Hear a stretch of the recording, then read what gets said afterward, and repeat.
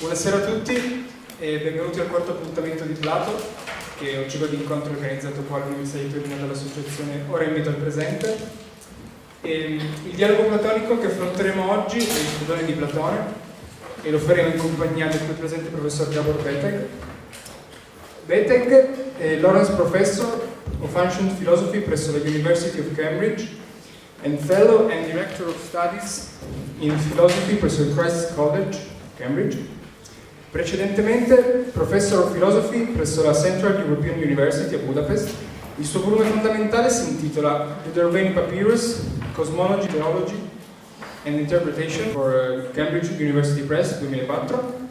È stato curatore del volume Cicero's De Finibus, Philosophical Approaches with J.N.S., pubblicato a Cambridge per l'University Cambridge Press nel 2015, e infine ha pubblicato articoli fondamentali sui presocratici, su Platone, su Aristotele e sulla filosofia ellenistica. Ora il professor Betegh ci terrà un intervento in lingua inglese. Ci ha promesso che parlerà in modo non troppo celere per permettere a tutti di seguire tutto quello che dice, e alla fine seguirà un dibattito in cui possiamo fare domande. Ha detto che possiamo farle in italiano, parlando forte, chiaro e anche lentamente per permettergli di capire. Prego. Grazie.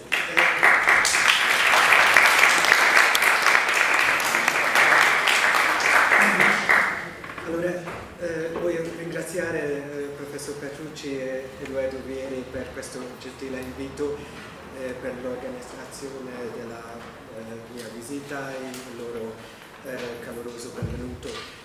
Parlerò in inglese, ma vorrei cominciare con una parola italiana: il corpo. Questa è la definizione del corpo sul sito Treccani Online. Come potete vedere, Treccani distingue i diversi significati della parola, pure. Nella mia conferenza mi concentrerò sull'interrelazione tra i primi due significati. Mi riferirò al primo significato come al concetto metafisica del corpo e mi riferirò al secondo come corpo organico o corpo biologico. So I think it's time to switch to English for everyone's sake. So in this talk, I will argue for two interrelated claims. I will try to show that we can witness the birth of the metaphysical concept of body, referring to material objects in general, in Plato's Phaedo, and more specifically in a particular argument of the Phaedo. Second, I would also like to suggest that identifying the origin of this concept in that specific text might help to explain the intriguing linguistic phenomenon that, starting with Greek, in almost all European languages, the same word is used to refer to the metaphysical concept of body as the three-dimensionally extended material object and to the organic body of human beings and other animals. Now, apparently, the metaphysical concept of body has lost its currency in contemporary, at least analytical philosophical terminology.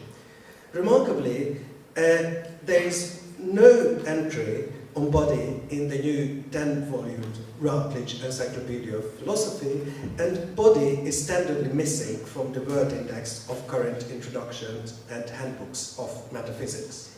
Now, this is in stark contrast with what you find in the early modern period and also in antiquity, when the metaphysical concept of body was fundamental to discussions in metaphysics and natural philosophy.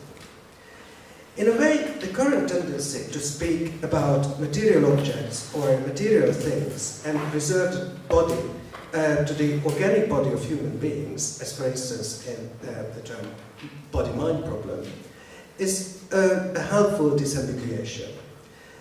Indeed, it is uncanny that in pretty much every European language I could check, we find the same semantic doubleness of the term body that we found also in Italian. So the relevant word refers to both three-dimensionally extended material objects in general and to the human body. This is also true of classical Arabic, yishum, Latin corpus, of course, and most notably for my purposes, the ancient Greek word soma. The phenomenon is so ubiquitous that one might even fail to notice it. But perhaps it is after all worthwhile to pause and ponder about it. For perhaps the connection between these two meanings is not all that obvious or necessary. As a matter of fact, I could perfectly imagine an alternative history of philosophy in which the standard term in English for three-dimensionally extended material objects is not body, so not the same word that refers to the body of human beings, but for instance, bulk. And the same goes for other languages. In Greek, there is a word onkos, the semantic field of which is roughly equivalent to that of the English word bulk. So for example, Parmenides speaks about the bulk of the well-rounded ball, referring to the shape and three-dimensional extension of the ball.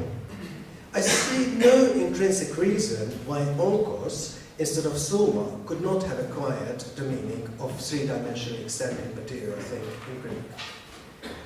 So what is then the origin of this apparently ubiquitous linguistic phenomenon? And is it related to the birth of the metaphysical concept of body? The claim I would like to argue for is this. In the Greek philosophical tradition, Plato was the first who developed the abstract metaphysical concept of a physical body.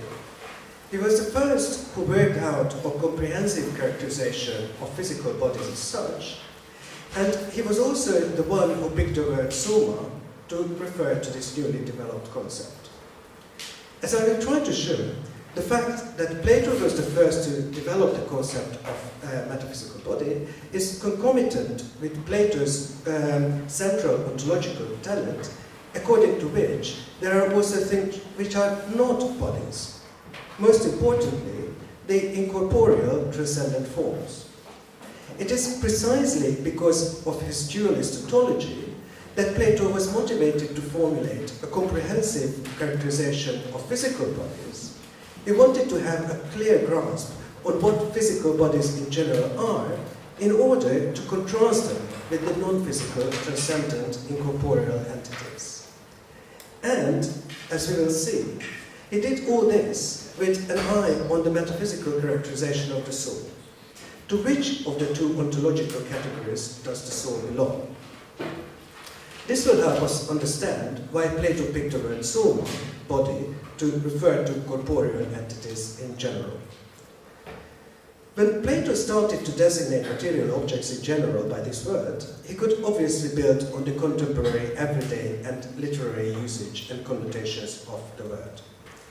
In contemporary Greek, soma referred to the body of human beings and other animals, often in contrast to their souls. This contrast went back to the Homeric poems, in which, as ancient commentators already pointed out, soma referred exclusively to the corpse, which was left behind when the soul departed from it to fly to Hades. Two remarks are in order at this point.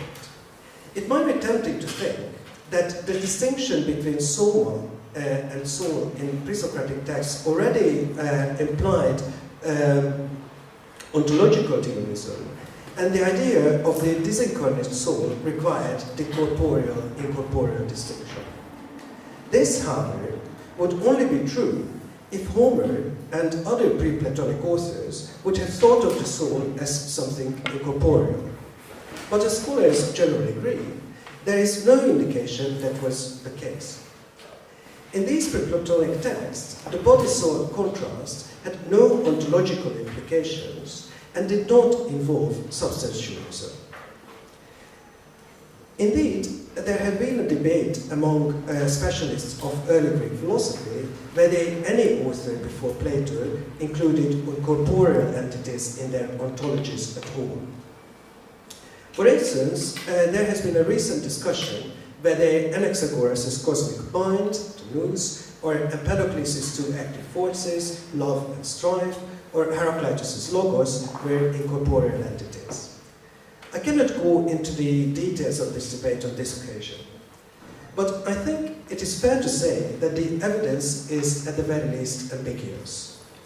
It seems to me that Keith McPartland, in his reply to Patricia Kurtz's attempt to show that Heraclitus and Anaxagoras already had incorporeal entities in their fundamental ontologies, is exactly right when he shows that as far as the available evidence goes, it is still entirely possible to take these pre-Socratic thinkers to be non-reductive corporealists.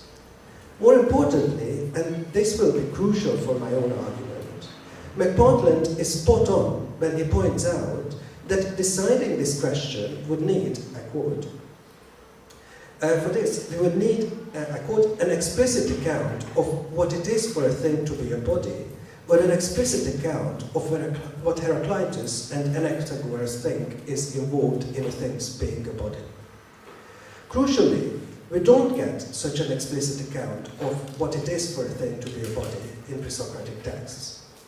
Yet, as we will see, we do find such an explicit account, and as far as I can see for the very first time, in Plato's Phaedo.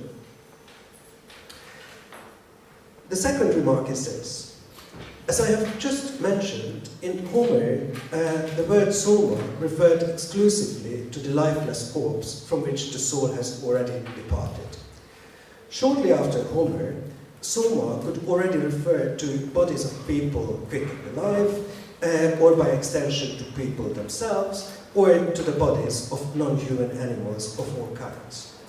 Yet, remarkably, all occurrences of the word in the extant pre-Platonic literature refer to organic bodies of humans and other animals, living or dead, and never to lifeless or non-organic physical objects. It is worth having a quick look at the two passages in which it has been claimed soma is already used in a more abstract sense. The first of these is Melissus' fragment B9, in which Melissus argues that the one being, I quote, must not have a body. But I think David Sedley and John Balmer have argued persuasively that what Melissus means here is not that the one being is something incorporeal, but rather that, as Balmer formulates it, I quote, when Melissus said that what is has no soma, he meant that it does not have a body of the type possessed by a person or animal. The other notable occurrence of the word is in Gorgias' Encomium of Helen, chapter 8. In arguing for the irresistible power of speech, Gorgias says that speech is a powerful ruler which by the smallest and invisible body achieves the most divine feats. Now, some commentators have thought that Gorgias claims here that speech is something corporeal and consists of tiny particles. I don't think this is the case. I fully agree with Gorgias' commentator McDowell that the use of the word soma is dependent on the personification of speech as a powerful dynastes, master or ruler. So the contrast is between the small and invisible body of this mighty ruler and its superhuman achievements. So we are back to the question why Plato picked this particular word, so closely associated with the organic body, to refer to the newly developed concept encompassing non-organic objects, and why he did not go for, let's say, the more neutral term onkos, used quite extensively in philosophical and non-philosophical texts to refer to the bulk of material objects. Indeed, Plato himself uses the term, for instance, in his dialogue called Parmenides. As I have suggested, the answer to this question might come from the specific context in which Plato develops the generic metaphysical concept of material body. So let us finally turn to the Phaedo. As you surely know, this dialogue depicts a discussion which Socrates held with his closest friends on his last day in the prison before his execution. Quite appropriately, the primary topic of the discussion is the immortality of the soul. Socrates is hopeful that he will be able to continue his search for the truth after the end of his earthly life, and to do so even in better conditions, insofar as his soul will no longer be hindered and distracted by his body.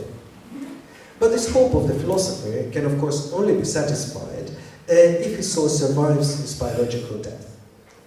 In order to show that his hopes are not unfounded, Socrates has to convince his interlocutors that his soul, and souls in general, are immortal. Now, after the initial discussion clarifying why it matters so much for the philosopher that the soul is immortal, Socrates presents three successive arguments for the immortality of the soul. These three arguments are customarily called the Cyclical Argument, the Recollection Argument, and the Nfinity Argument. It is important to note that Plato quite clearly does not consider these three arguments to be individually or jointly conclusive for the immortality of the soul. After Socrates presents the three arguments, his friends raise pertinent objections which force Socrates to come up with an entirely new approach, issuing in what is customarily called the final argument. If anything, it is only the final argument which Socrates and possibly Plato takes to be conclusive. This is, however, not to say that the three initial arguments are worthless and were developed in vain. Even though they fail conclusively to prove that the soul is immortal, they produce important results, the validity of which is never called into doubt, and which, in fact, establish key tenets of Platonic metaphysics. Moreover, although these three arguments are often analyzed and assessed individually, it seems to me crucial to realize that they are closely tied together, and the successive arguments build on the results of the previous ones. So, although my focus will be on the third of the three arguments, the Nfinity Argument, let me start by showing how it is related to the previous two arguments. The first of these is the Cyclical Argument, which presents a general theory of change. It tries to argue that for there to be a change, we have to have a persistent subject, so that during the change, that persistent subject can acquire properties. And if the property to be acquired through the change has an opposite, the subject had to have the opposite property before the change started. And if the subject keeps changing, it can regain the original property from the opposite one. So for instance, when something becomes hot, there is a subject which was previously cold and is now acquiring the property of being hot. And when it keeps changing, it cools down. It acquires again the property of being cold from previously being hot. Similarly, when someone wakes up, there is a subject who previously was asleep and now acquires the property of being awake.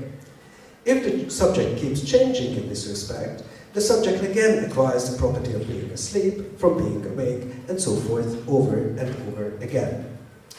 Socrates argues that being born, that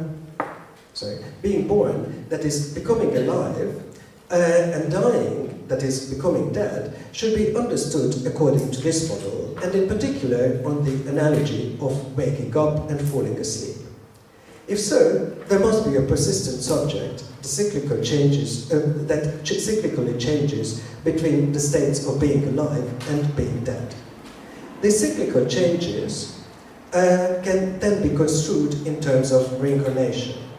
The persisting subject is the soul, which cyclically changes between earthly life and being in Hades, the traditional Greek place of the netherworld, just as the person cyclically changes between being asleep and being awake. The soul does not disintegrate, but moves to Hades and then moves back again to be born in a new body in an endless cycle of reincarnations. Now, I would like to make two observations at this point. First, it is important to note that Socrates and his interlocutors simply use the traditional language of being in Hades and do not speak about an incorporeal state of the soul. Even more importantly, they do not say anything about the ontological state of the soul when it is in Hades. As far as the text goes, we have nothing to suggest that we would need to introduce the notion of incorporeality or substantialism at this stage. All this is still perfectly compatible with traditional eschatological conceptions we have touched upon earlier. The second observation is this. As you remember, the primary demonstrandum was that Socrates does not need to fear death because he can justifiably hope that he or his soul will be able to continue the philosophical search for truth after he drank the poison and the prison guard pronounced him dead. But for this, it is not sufficient that his soul leaves his dead body and continues to exist in Hades. Importantly, his soul also needs to retain its relevant cognitive capacities in order to be able to continue to philosophize. Now, even if the first condition gets satisfied in the traditional conception of the afterlife of the soul, the second, epistemological condition, surely does not. As we have seen already in the Homeric poems, the souls of the dead fly to Hades and continue to exist there. So the soul does survive biological death. However, the description of the state of the souls in Hades that Homer gives in Odyssey 11 draws a chilling possibility. Souls keep existing all right, but they are described as witless, their cognitive capacities being seriously impaired. Indeed, they need to drink blood, even in order to be able to recognize Odysseus. Thus, there is nothing to suggest that these souls are in the same, let alone in a better epistemic state than before they left behind their human frames. And the Cyclical Argument does nothing to dispel this worry. It does not say anything about the cognitive state of the soul when it is in the Hades box. Indeed, the analogy with being asleep could even support the idea that the soul is cognitively impaired in that state. Now, I want to show now that the next two arguments address exactly these 2 points. They introduce substantialism, and they seek to establish that the soul is in a better cognitive state when it is in Hades. So the recollection argument is clearly presented as one that does not supplant, but rather supplement the cyclical argument. It takes from the cyclical argument that the soul is in the same place, let us for the time being call it Hades, before it is born into a human form, and after the biological death of the human being. It then aims to demonstrate that the soul must be able to acquire knowledge before it is being born in a human body. For this purpose, it introduces the forms, the class of incorporeal and intelligible entities, and argues that the soul is in a superior cognitive condition when it is in direct contact with these incorporeal intelligible entities than when it uses perception to gain information about perceptible things. And Hades is the place where the soul can be in direct contact with the forms. If so, the soul has cognitive capacities in Hades. As we have just seen, this is exactly one of the questions that were left open in the cyclical argument. But what is particularly important for my story is that we also learn something about the type of things that the soul acquires knowledge in Hades before it takes on a human body. The crucial feature of this type is that it consists of objects such that our souls could acquire knowledge of them without using any of the senses. As Socrates says, then before we started to see and hear and use the other senses, presumably we must in fact have got knowledge of what the equal itself is. Equal here is one example of the fault. Then we subsequently learn that the range of things cover all the possible objects of the Socratic search for definitions. In fact, this is the point in the Phaedo, and indeed in the entire Platonic corpus, when Socrates clarifies that the real objects of the Socratic search for definitions are the Platonic forms, entities that the soul could acquire knowledge of without sense-perception before it was born in a human body. In the concluding section of the argument, Socrates finally moves away from simply speaking about Hades and specifies that when souls acquired knowledge of these things, had intelligence but were separate from bodies. Note once again that at this point of the argument, being separate from bodies, chores somaton, still does not need to signify being incorporeal. Insofar as the term soma, according to its everyday usage and the way in which it has been used up until this point in the Phaedo, simply refers to the organic human body. We still not need to introduce a distinct ontological category for souls, and we still don't need to speak about incorporeal. The argument, however, ends by weaving the connection between forms and the soul tight. Socrates emphasizes that in the remit of the recollection argument, the existence of the forms and the immortality of the soul hang or fall together. The recollection argument only works if the soul indeed existed before it was born into a human body, and that the forms exist so that the soul could acquire knowledge of them without the use of the senses before it got incarnated. Now, this is the point when we finally turn to the affinity argument. The affinity argument has received pretty bad press by recent interpreters. It seems to me, however, that these criticisms miss the point of the affinity argument. As a matter of fact, Socrates himself acknowledges that this argument cannot conclusively show that the soul is indeed immortal. Yet, even if the argument is avowedly not conclusive in establishing the immortality of the soul, it is extremely interesting for other reasons closely pertaining to my topic. The overall strategy of the argument is as follows. It starts by dividing existing things into two kinds. Those that are prone to destruction and those that are not. And then it tries to show that the soul belongs in the kind that is not prone to destruction, or at least akin in the relevant respects to the members of that kind. And if it is like other things that are not susceptible of destruction, the soul is also likely to be indestructible. So, what sort of things belong in the second kind? Socrates argues that things that are not liable to any kind of change and which are not composites are not liable to destruction either. And it soon turns out that the prime examples of such changeless, non-composite things are precisely the forms, as they were introduced in the recollection argument. This kind of things, exemplified by the forms, is then contrasted with those belonging in the opposite kind. In contrast to the second kind, these things are always changing.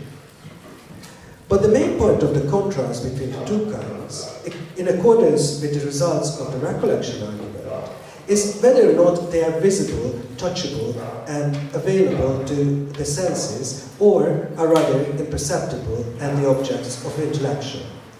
As Socrates says, now, isn't it true that these you could touch, see, and perceive with the other senses, but that when it comes to those that stay in the same way, you could never get hold of them with anything other than the reasoning of your thought, such things being unseen and not visible. And this is how Socrates sums up the distinction between the two kinds. I quote again. So do you want us to assume, says Socrates, that there are two classes of beings, one visible, the other unseen? Remarkably, the Greek word Socrates uses to describe the invisibility of the forms is not the customary adjective aoraton, but rather eides, unseen. Now, eides not only chimes with, but is in fact the commonly accepted etymology of Hades. The traditional image of Hades has effectively been reinterpreted by Socrates as the domain of the imperceptible, invisible, changeless, eternal forms. This is the domain where souls can directly acquire knowledge of the forms. But what are the things which belong in the other kind? Well, there seems to be quite a motley assortment. This kind includes people and horses and cloaks and sticks and stones and all the other things that can be characterized as beautiful or ugly, equal or unequal, hot and cold, and so forth. What unifies this sundry group is merely that all its members are prone to change, and even more importantly, that they are all visible and perceptible, and in this sense are contrasted with the invisible kind. Note that these two kinds have just been constructed, as it were, in front of our eyes, in the course of the Nfinity Argument. And of course, at this point, there is no common term to designate either of the two kinds. They are simply referred to as visible and unseen, respectively. We should not forget either that the whole argument has been introduced with a view to the soul. But it is only after having established and characterized these two kinds that Socrates returns to the question of the soul. Yet importantly, he does not merely consider the soul, but also the body, and assigns each of them to either of the two kinds. It does not take long for the interlocutors to agree that the body belongs in the visible kind. Let me quote.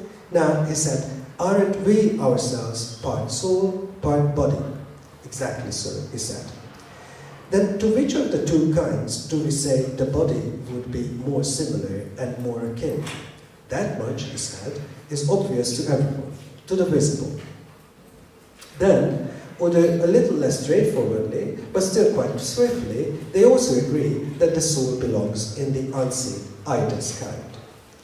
Finally, after some further discussion, Socrates comes up with the definitive contrastive characterization of the two kinds. Let me quote. Consider then, Cebes, he said, whether from everything that has been said, our results are as follows. That soul is most similar to that which is divine, immortal, intelligible, uniform, and incapable of being disintegrated, and which always stays in the same condition and state as itself. But that body, on the other hand, is most similar to what is human, mortal, resistant to intelligence, multiform, able to be disintegrated, and never in the same state as itself. Beside these properties, my dear Cebes, can we name any other in respect of which it does not turn out in the same way? A little later, Socrates turned to describe two contrasting attitudes the soul can have towards the two kinds during his earthly life.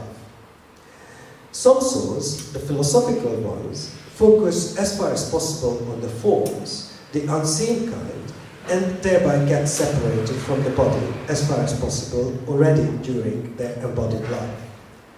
But most souls, Socrates continues, focus on and get thereby closely tied to the body. And this is how he describes this attitude. I quote, but now, I mean, take a case where a soul has been defiled and is impure when it is separated from the body, because it has always been coupled with the body, waited on it, loved it, and been bewitched by it, by its desires and pleasures, so that the soul thinks nothing is real except the corporeal, what one can touch, see, drink, eat, and enjoy sexually. Now, this passage contains a crucial term for us.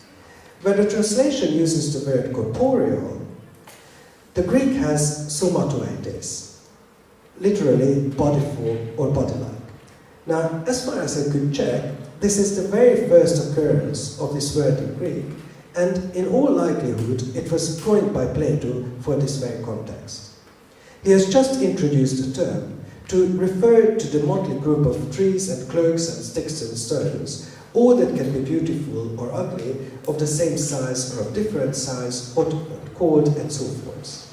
They are all like the human body, body form, or body-like, insofar as they are all available to the two case-sense modalities, are visible and touchable, and can be appreciated by the senses, and can be the objects of bodily desires, and are prone to destruction. Indeed, it soon turns out that what characterizes the non-philosophical soul is not simply an attachment to the body itself, but more generally to things which are like the body, which are somatoides, corporeal. Once Plato has introduced this freshly coined term, he is happy to use it repeatedly to describe the soul's attitude towards of this kind. And on the way, Plato offers some further characterization of things that belong in this kind.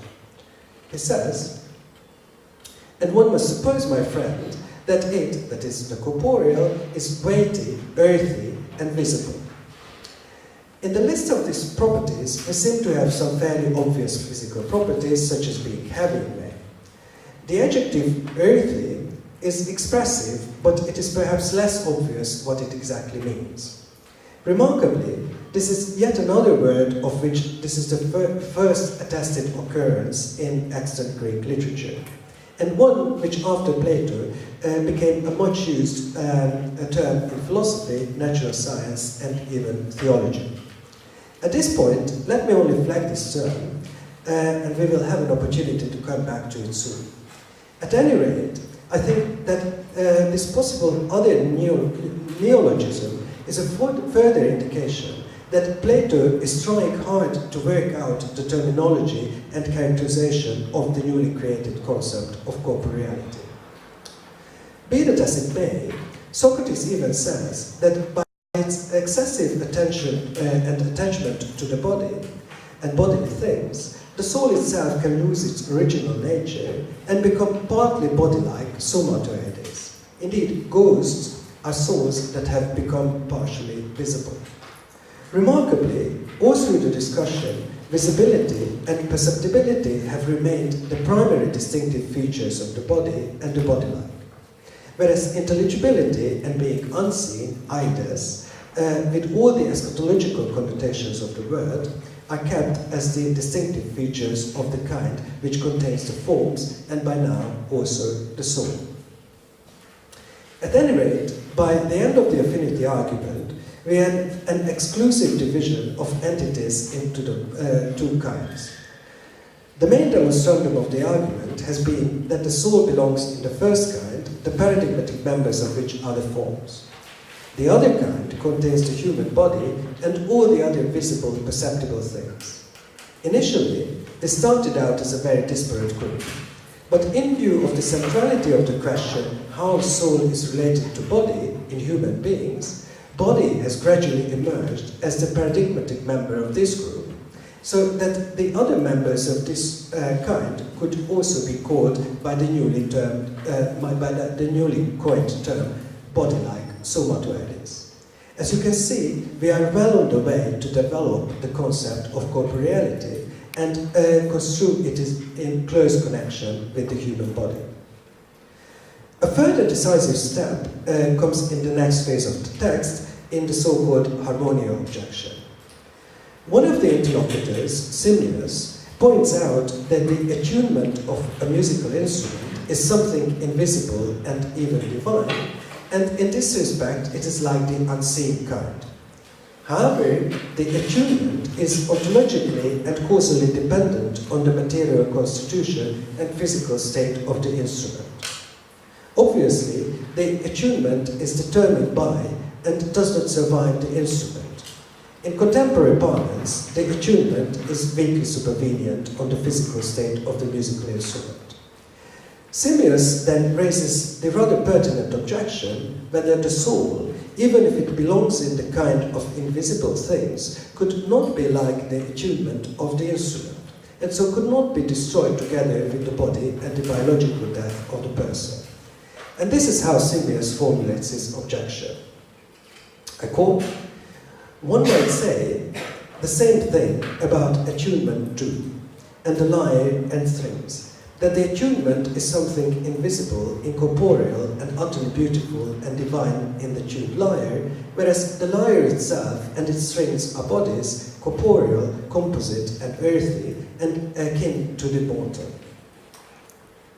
Simmias has clearly picked up Socrates' language when he calls the lyre and its strings body-like, somatoides.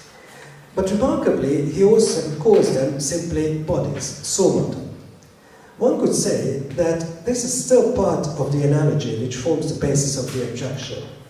The lyre and its strings are to the attunement as the body is to the soul. Yet the language seems to go beyond that analogical use. The lyre and its strings are called not only body-like, but also bodies. As far as I can see, this is the first occurrence of the word soma in a context when it unambiguously refers to a non-organic material object, the lyre and its parts. Note also that when Simmias characterizes the corporeality of the body of the lyre, he mentions not only its being composite, but also picking up Socrates' language, its earthiness. Clearly, he has understood that what Socrates meant by this adjective is not that the bodies are actually composed of earth, but rather that they have some characteristics which makes them like the earth. The somewhat elusive notion of earthiness is on its way to becoming part of the core characterization of corporeal beings. What is more, in the first part of the sentence, the attunement is first called invisible. Note that Simmias switches from Socrates' quasi-technical term unseen, eidos, to the much more neutral term invisible, aurato. But even more importantly, Simmias calls the attunement a somaton, bodiless, or simply incorporeal.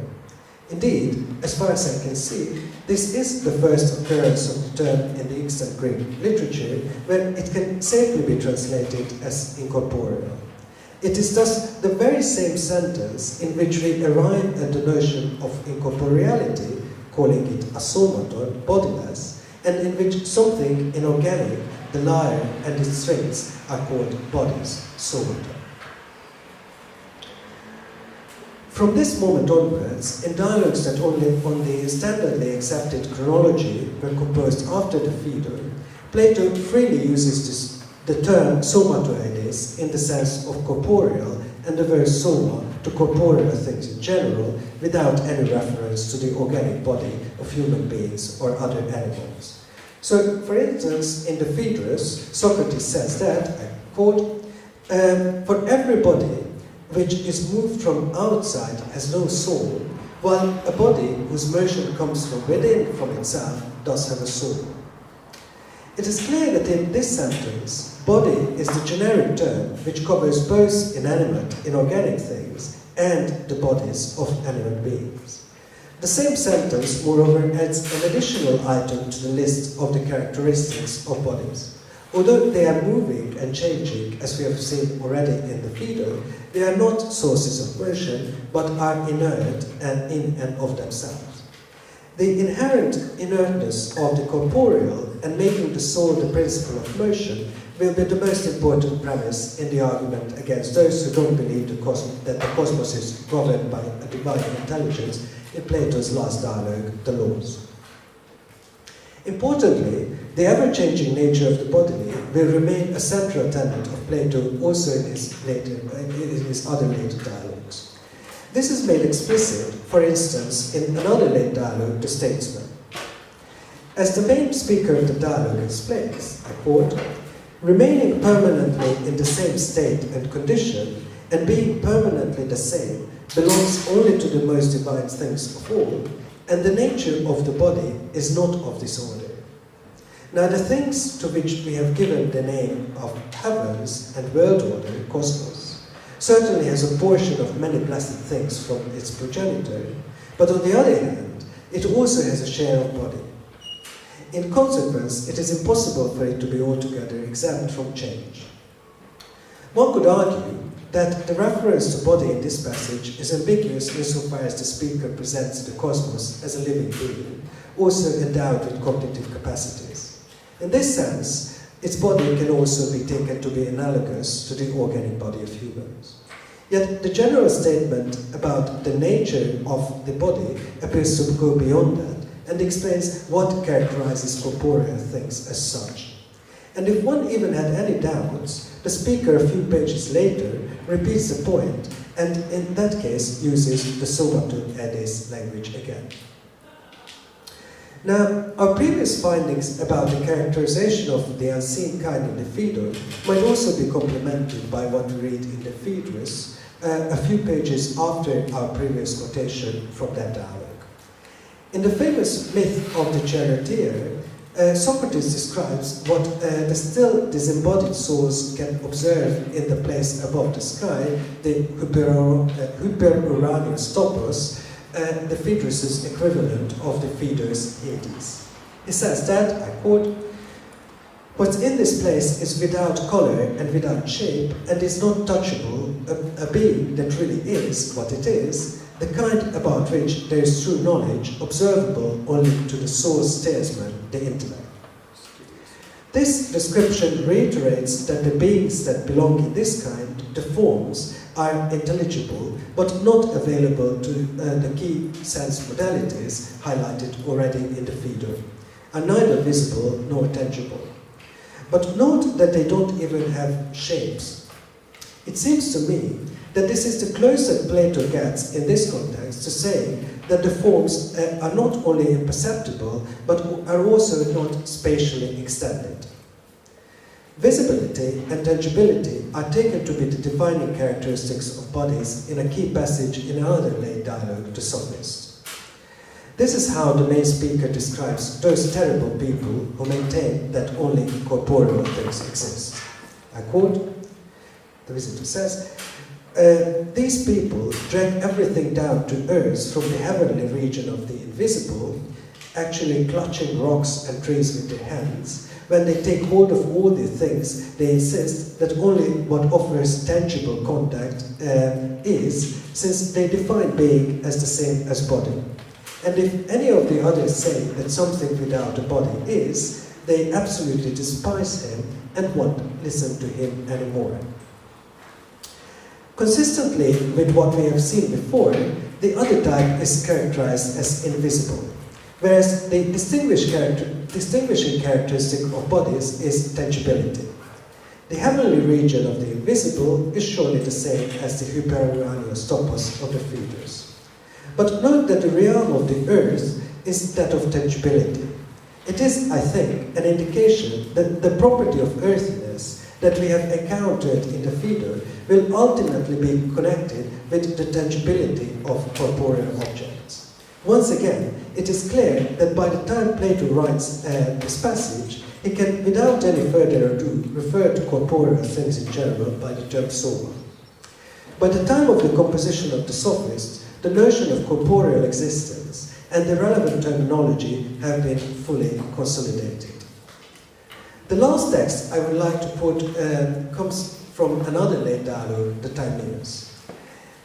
At one point of his long speech, Timaeus says that what comes to be, given that it is corporeal, must be visible and tangible. Once again, we get the very same characterization of corporeality in terms of visibility and tangibility that we have seen before. And in the continuation of the sentence, we get an explicit connection between earthiness and tangibility. I quote, "But without fire, nothing can ever become visible nor tangible without something solid, and solid without earth."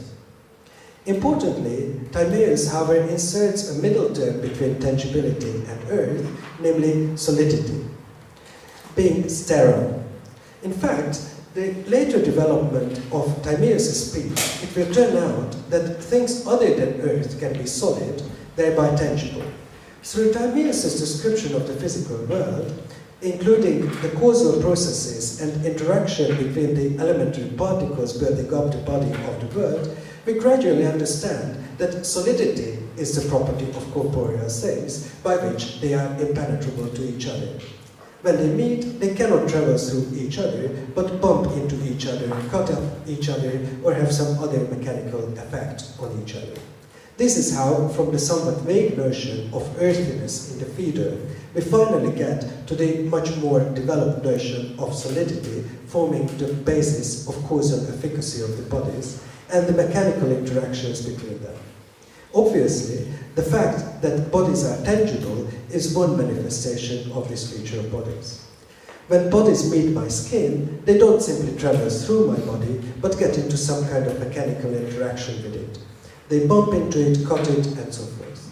Solidity, that two bodies cannot simply travel through each other, will become one of the key marks of bodies in pretty much all later discussions of corporeality. We could now see how Plato has finally arrived at this concept from the much older notion of earthiness. Now, I have quoted all these passages, and I could have listed some more as well, for instance from the Republic, in order to show the consistency of Plato's characterization of bodies in terms of visibility and tangibility once he has developed the concept in the Phaedo. What is remarkable from the point of view of pretty much all later discussions of definitions of body is that Plato does not make spatial, three-dimensional extension A, or indeed the mark of corporeality. This lack of reference to spatial extension might seem intriguing from the point of view of the longue durée of the concept of body. But it actually makes sense, especially in the context of the Timaeus. For in the Timaeus, the soul, both the soul of the cosmos and the rational souls of human beings, are described as three-dimensionally extended spherical structures. The soul is three-dimensionally extended, yet invisible and incorporeal. If so, spatial extension cannot be the mark of the corporeal. By contrast, this is how Aristotle, in one of his early texts, in the first chapter of his treatise called On the Heavens, possibly written still in the Academy, and clearly with the Timaeus in view, defines body. Let me quote: "Of magnitude, that which is extended in one dimension is a line, that which is extended in two is a surface, and that which is extended in three dimensions is body." Although the definition seems geometrical, it is clear from the context that Aristotle speaks about physical bodies. So for Aristotle, the only defining characteristic of body is three-dimensional extension. And obviously, by this point, Aristotle could use the term soma without any reference to the human body. Moreover, with this definition, Aristotle set the tone for pretty much all subsequent definitional discussions about body. For centuries, well into the early modern period, the main point of contention remained to be whether three-dimensional extension is sufficient to define bodies, or whether the definition must include some further feature, such as impenetrability. For instance, this is Sextus's list of the definitions of body current in the Hellenistic period. And as Sextus himself points out, none of these definitions includes perceptibility. Now, the early modern debates, starting with Gassendi's close reading of Sextus, clearly follow seamlessly the Hellenistic discussions, as we have it recorded in Sextus, and the central question remains whether three-dimensional extension is sufficient to define bodies.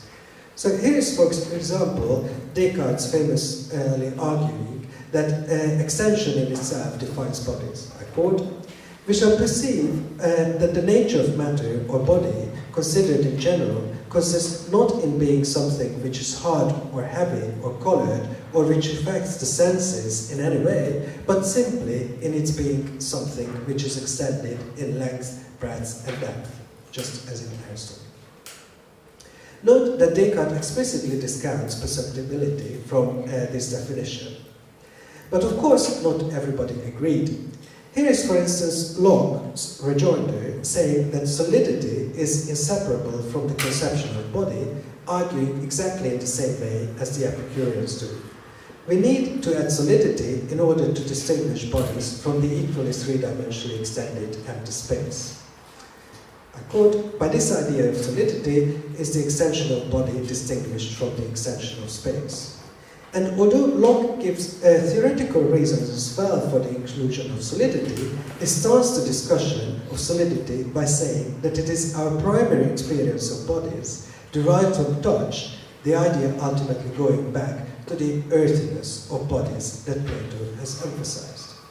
Berkeley, Hume, Leibniz, Newton, and Kant, and all the others contribute to this discussion, each coming up with their own accounts of body. All this, of course, presupposed that we already have an abstract metaphysical notion of the body and the corporeal, which I have argued was due to the conceptual work done by Plato in the Phaedo. I hope that by locating the origin of the metaphysical conception of body in that particular dialogue, I have also offered a likely story of why Plato picked the word soma to refer to this new concept, which could then gradually be used without any reference to the organic body of human beings. One could, I think, then make a credible case about how, in view of this Greek usage established by Plato and then codified by Aristotle and the Hellenistic philosophical schools, Cicero and Lucretius naturally rendered the Greek term soma by the Latin word corpus, and how Arabic translators of Greek texts picked the word yishim, and how this then trickled down into most European languages, including Italian. Now, according to the story I've presented, this all goes back to the Phaedo, and more specifically to the Nfinity Argument. Now, I could, or indeed I probably should stop here. But I feel I have to add a brief appendix. I thought I had come up with such a nice story about the origin of the version of the body and the connected semantic doubleness of the word, and how it could make its effect on the semantic range of the relevant words in all European languages.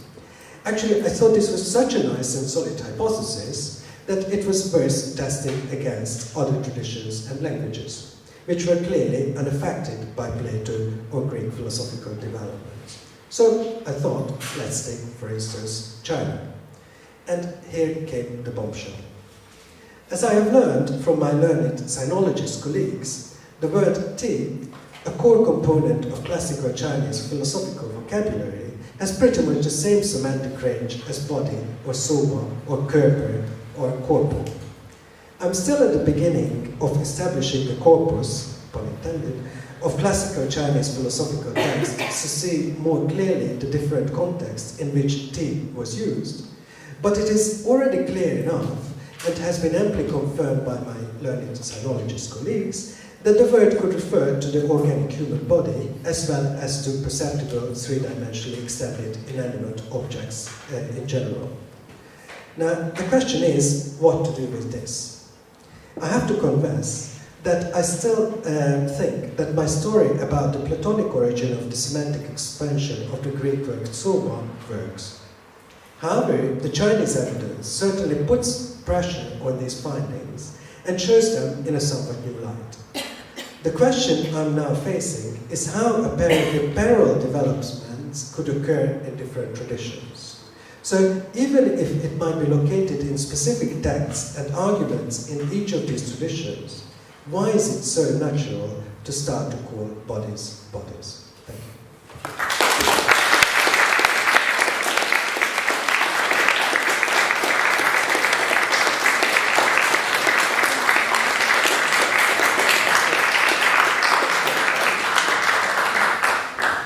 Thank you, Professor.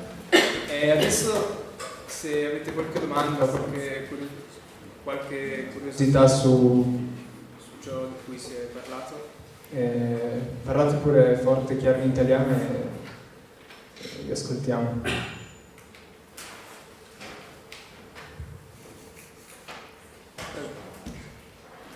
Nei dialoghi platonici, come possiamo distinguere il corpo dalla materia, dal momento in cui la materia è una nozione che è assente e non è paragonabile alla materia aristoterica? Come possiamo essere certi che parliamo di corpo e non di materia e viceversa? Excellent. May I answer in English? Excellent question. Excellent question. Excellent question.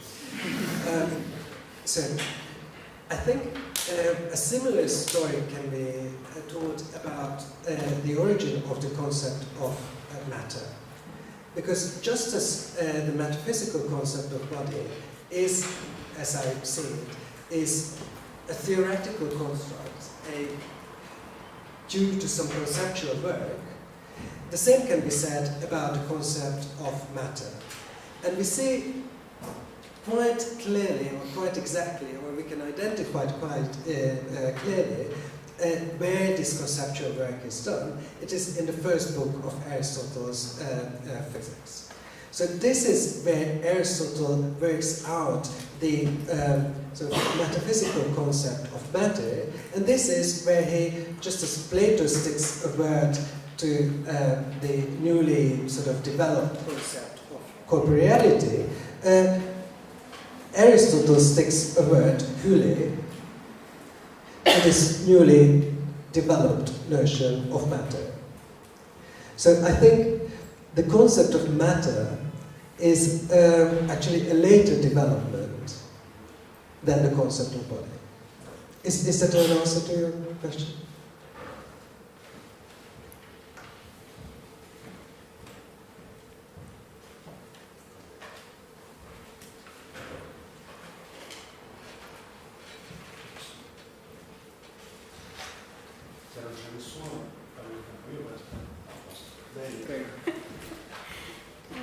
Nel Timeo, alla fine del Timeo, Platone offre una descrizione biologica, potremmo dire, del corpo dell'uomo. Che funzione ha all'interno di tutto il pensiero della riflessione platonica, anche perché sembra quasi anticipare le opere di biologia proposte poi da Aristotele. Quindi qual è la funzione? Perché Platone sente l'esigenza di trattare degli organi, delle ossa e anche del modo, del funzionamento, ecco, del corpo umano? Thank you very much. Another excellent question. So, it seems to me that we get this very detailed description of the body in the Timaeus because of the teleological framework of that time. So, if you remember in the Phaedo, Socrates has this great expectation that perhaps Anaxagoras will tell us a story about how the world came about as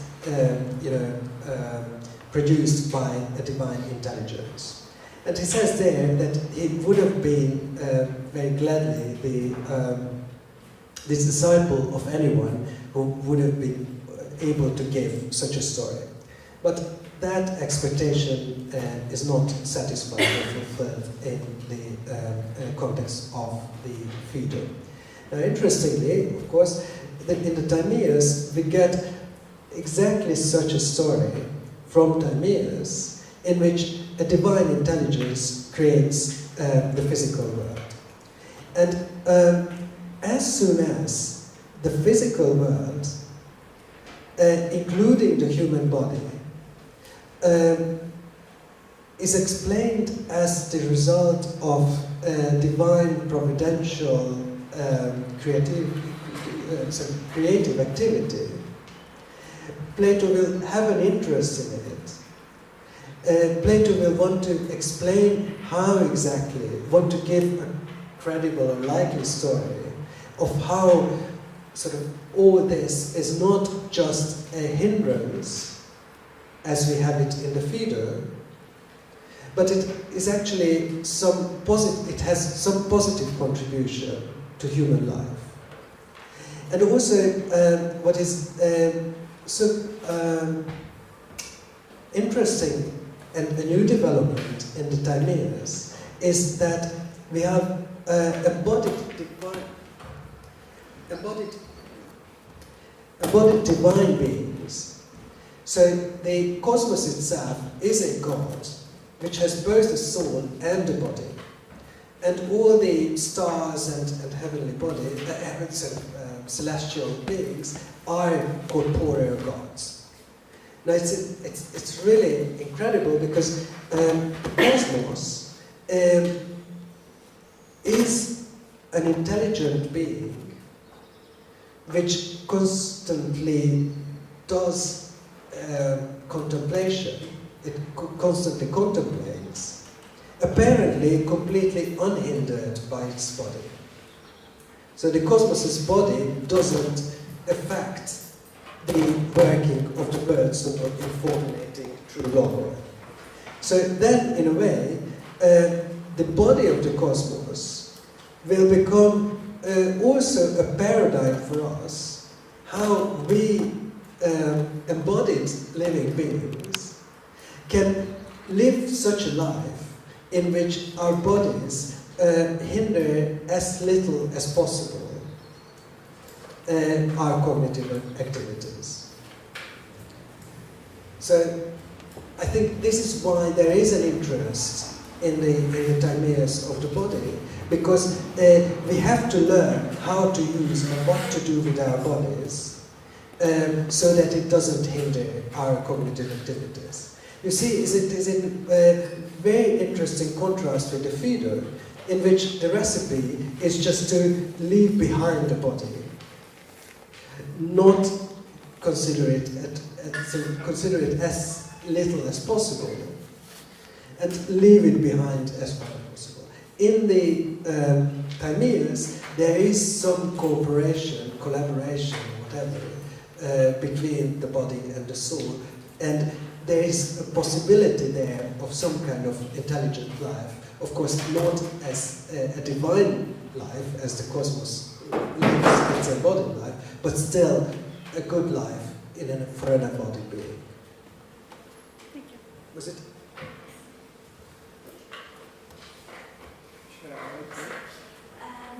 Io mi chiedevo, proprio riferito al fatto che tra il pedone e il timeo c'è una differenza nella considerazione del corpo, quanto è importante l'influenza pitagorica nel pedone, e se questa effettivamente gioca un ruolo centrale nel dialogo e poi in seguito viene lasciata da parte, o se invece è stata aumentata l'idea dell'influenza pitagorica sul pedone dai critici. Oh, great question. So yeah. And remarkably, when I highlighted the harmonia objection as one key sort of passage in the Phaedo, where soma is used for corporeal things and asumpton for incorporeal things, it is actually Simmias who utters this sentence. Simmias who, well, perhaps not a Pythagorean, but at least someone who was learning from Philolaos, etc. So it is clear that the question of incorporeality might have interesting sort of connections or Pythagorean connections, and it can be at least in two different ways. One is, of course, the question of the immortality of the soul, transmigration, etc., etc. But I think with the example of, or with Simmias's objection, Plato wants to indicate that even though the Pythagoreans had a theory of, or had a doctrine, not theory, doctrine of transmigration, it was not accompanied by a theory of an incorporeal soul. This is one thing. The other thing is numbers. Because you might think that numbers are sort of the prime candidates for something incorporeal. But if you take a look at Philolaos' fragments, it is so interesting that the number series, the generation of the number series, is explained in terms of cosmogony. So that it is by the first harmonia of unlimited and limiters, so the Hestia, which is, as Philolaos says, is also the birth of the one, because now we have one identifiable thing. And then the number series up to 10 is generated with the heavenly spheres, the 10 heavenly spheres. So numbers are born with the numerosity of physical things. heavenly bodies. So again, we would have expected the Pythagoreans to come up with a concept of incorporeality because of their interest in numbers and geometrical objects. But it turns out that they did not, or they failed to do this. Should I?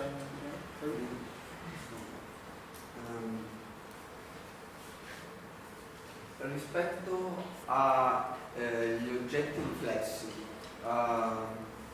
si può parlare di corpo, cioè la definizione del concetto di corpo, la costruzione del concetto di corpo serve anche, o forse soprattutto per definire sia da una parte gli oggetti incorporei, dall'altra parte quegli oggetti riflessi che non sono né corpo.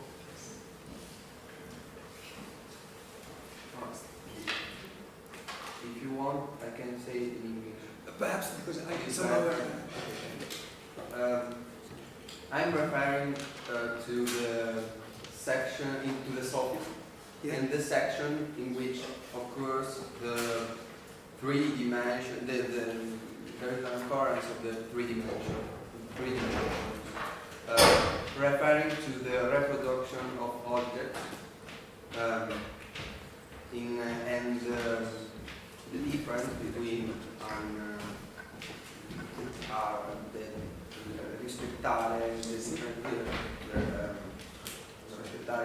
the three dimension or not, the difference between an icon or the concept. And the concept of body can be applied to a mirrored object, or it's a contradiction for me. Nice, really nice. I think once again, what is so interesting is that Plato, or what might be so relevant, is that Plato defines corporeality in terms of perceptibility, and not so much in terms of three-dimensional extension. And insofar as reflections, icons, etc., are also visible, perceptible, they also sort of fall on the side of the bodily, of the corporeal, even though they are not three-dimensionally extended. Or not necessarily, because you can have a statue or whatever, but even sort of mirror images fall on the side of the corporeal, being two-dimensional. I think this is the ontological divide is very much connected with this epistemological characterization of the bodily in terms of not intelligible but perceptible. Would it? I have another little question. Yes. The mirror object can be started.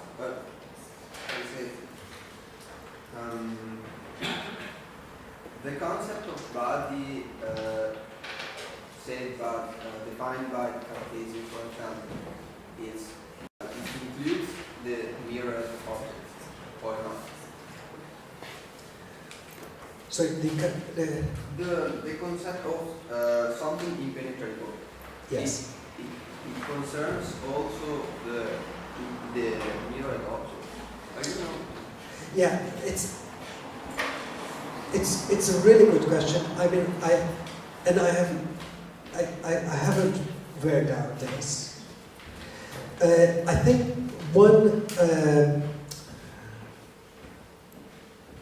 possible way to tackle this question would be whether visibility and tangibility conjointly characterize bodies, or either of the two is sufficient for the characterization of body. So if visibility in itself is sufficient, or tangibility in itself is sufficient, then you can say that mirror images, etc., qua visible, fall on the side of the corporeal, sort of broadly construed.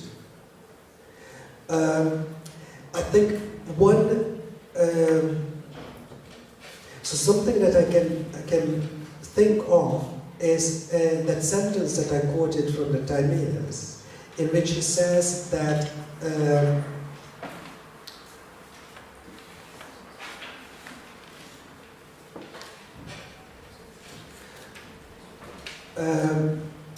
without fire nothing can ever become visible, nor tangible without something solid, etc. And it is at this point of the dialogue at least, it seems that one of the elements, fire, stands for visibility, but it is not tangible in so far as it doesn't contain earth, whereas earth stands for tangibility and is not in and of itself visible. I think it will be sort of modified throughout the dialogue, and it turns out that both are needed. But this might be a sort of an open question, and I'm not quite sure whether or not Plato comes up with a definitive answer to this. Thank you very much. I asked you this question because in because in the Sophies there is the occurrence of the definition of idea, like in the ideas friends, in the section of the ideas friends, of noeta kai asomata ide, in which I can see that everyone of the the first and the second are devono essere presi insieme. Sì. And at the same way you said that for something that is soma, that is corporeal, I think every of the two can has to be Both. taken. Yeah, both. Both have to be taken. Right. Again, it is. If you take a look at the passage that I quoted from the Sophists, it is interesting that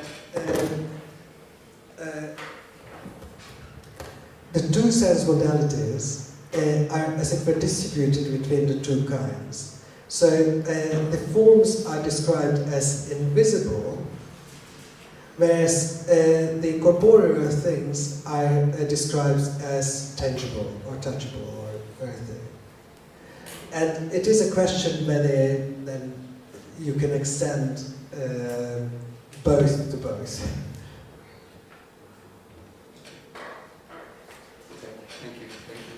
But I think, I mean, as far as I can see, it is still a crucial difference between sort of the Platonic concept of corporeality and many later conceptions of corporeality, is that in Plato, as I said, the emphasis is on perceptibility and not on three-dimensionality.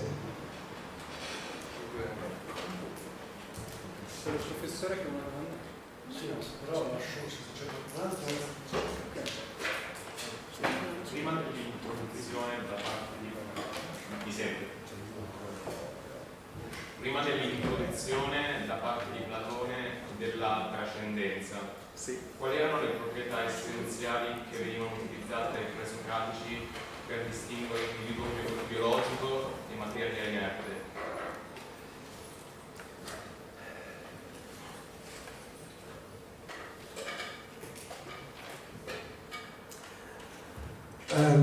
So the question is, what is the basis for the Presocratics for the distinction between inert matter and sort of animated stuff. Because as I got the point of the distinction that PlaTO draws while introducing the concept of transcendence. Transcendence seems to me as an essential concept in order to draw distinctions between matter and other kind of ontological objects. So I wonder why the Presocratics can state that there's actually a distinction between biological matter and static one. Right. So, to the first part of the question, yes, the way in which I sort of presented the story, the fact that the forms are transcendent has an important part in, or role in the story. But I'm not entirely sure whether transcendence itself is necessary for incorporeality. So once PlaTO has developed the concept of incorporeality, other people can sort of speak about non-transcendent incorporeal things, and indeed PlaTO himself takes the soul to be something which is incorporeal but non-transcendent. Okay? Now, as to the Presocratics, I think this is sort of a very interesting question, and something that in a way Aristotle discusses in Metaphysics Alpha 3 and chapters 3 and 4 with the question of the introduction of the efficient cause. Because in that story he realizes that the Presocratics, or many of them, took stuffs or elements, not inert, but dynamic in and of themselves. So many of them, as Aristotle says, use fire, for instance, as a proxy for the moving cause. Now,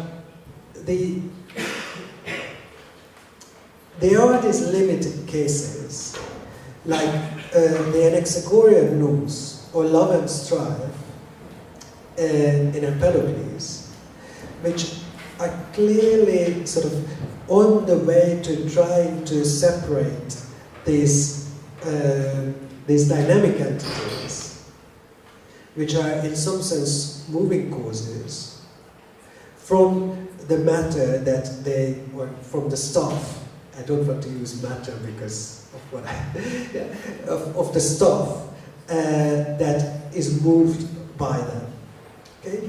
But as people have emphasized, for instance, the Anaxagorean nous is still characterized in at least quasi-material or quasi-physical terms, leptotaton, so it is still something which has physical features, but is more refined than other physical stuff. Was it more or less an answer to the question? I just considered transcendence a necessary item in order to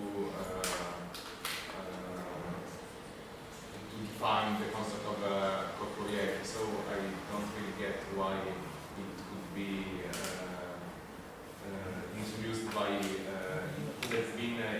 by Plato in other ways.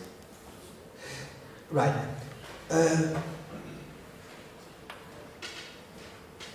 You might be right that he needed to that the transcendence of the forms are absolutely important in sort of distinguishing everything that is corporeal from everything that is not corporeal. So you are right that in the Platonic case, transcendence is crucial.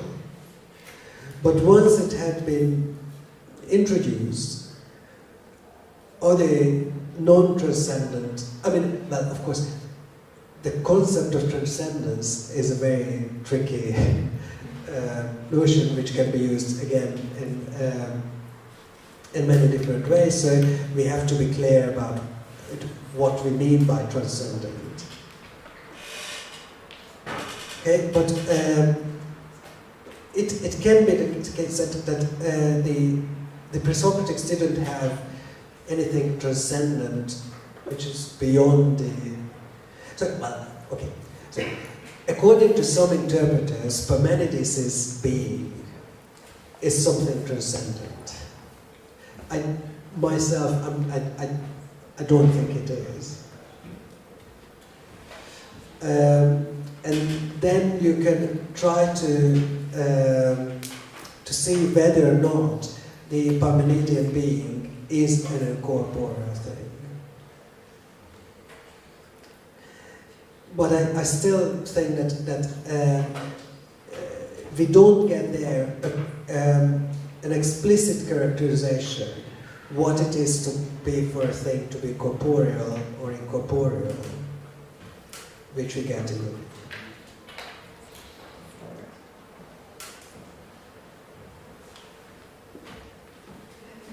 ponendo l'attenzione sulla percepibilità del corpo, mi sembra che abbiamo in qualche modo detto che il corpo è anche la condizione di possibilità della percezione. E la percezione gioca un ruolo chiave nel processo anamnestico. Ora mi chiedo, in altri passi, ad esempio del Fedone, però il corpo è connotato come l'ostacolo, o nel Phaedo addirittura la tomba dell'anima. Come tenere insieme questo ruolo chiave del corpo con queste affermazioni? Right, so it is really interesting that the human body is not only the paradigmatic example of something perceptible, but is also the sort of by which we perceive things. So the physical, the bodily organs, sense organs. So, and on the other hand, the soul, which is incorporeal,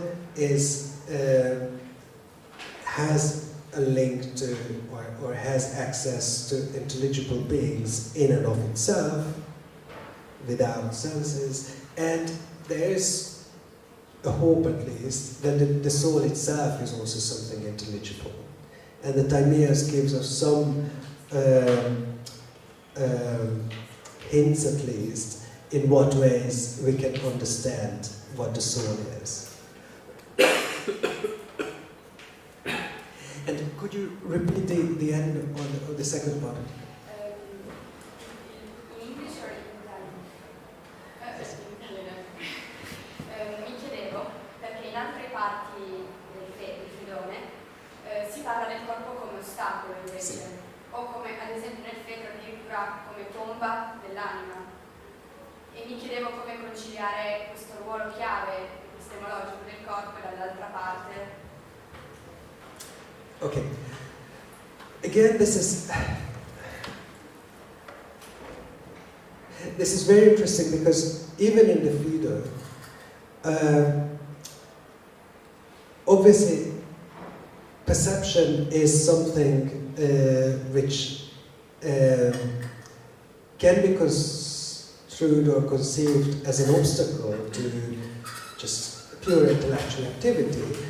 On the other hand, you do need perception, for instance, to start to recollect.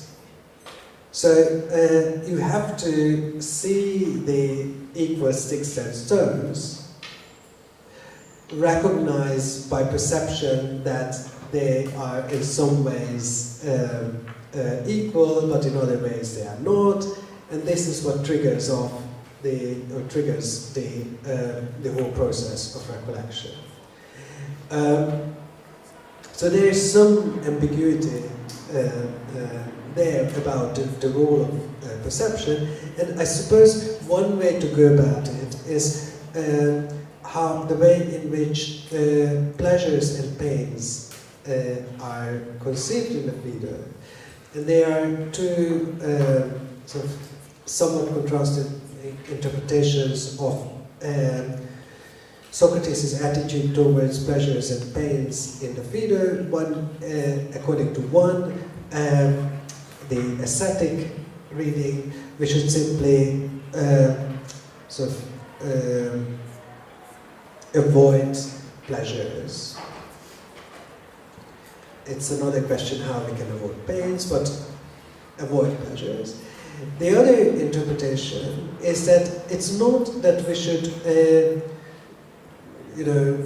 go out of our way to avoid pleasure, but rather to modify our attitude towards pleasure and treat pleasure at its place, not to give it too much importance.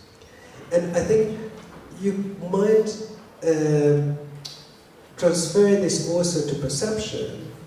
It's not that you just try not to use your perceptual organs, but rather have the correct attitude towards them, and not to give too much, attention to them.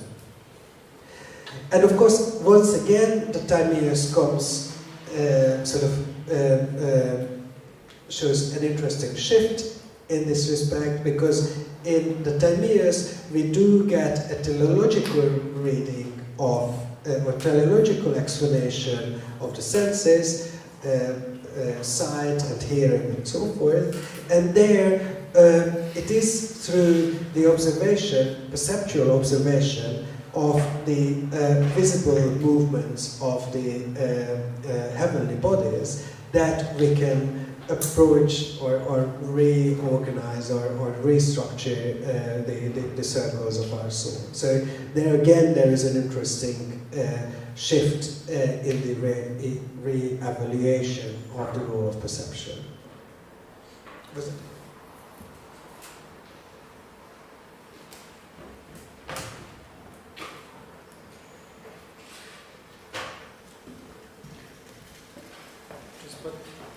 Spazio per l'ultima domanda, se vuoi. Professore? No, sono molto felice che non ho tempo per le domande. Perfetto. Allora chiuderei qui l'incontro ringraziando ancora il professor Betegh.